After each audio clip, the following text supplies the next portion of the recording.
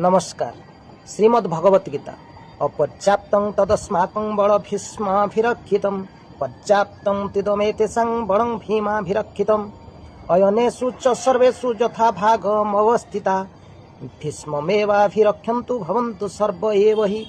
आम्भर एही सैन्य महावीर भीष्मଙ୍କ द्वारा रक्षित ओ महावीर मानकर परिपूर्ण होइछि। भीम द्वारा रक्षित पांडव सैन्य अल्प, सेमाने एहांकर समकक्ष हेला परि मोर विश्वास हेउना।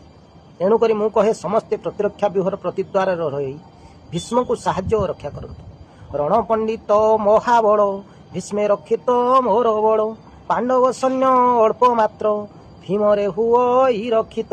तेणु हे गुरु मो व्यूहरे दृढ़े आवरी रुह द्वारे समस्त वीर बांटी होई भीष्म को रक्षा कर जाई। जेणु से सेनापति मोर विजय लक्ष्मी मो भाग्यर ताहांक आग पछ पार्श्व जगी रहंतु वीर दक्ष। ओम कृष्णाय नमः।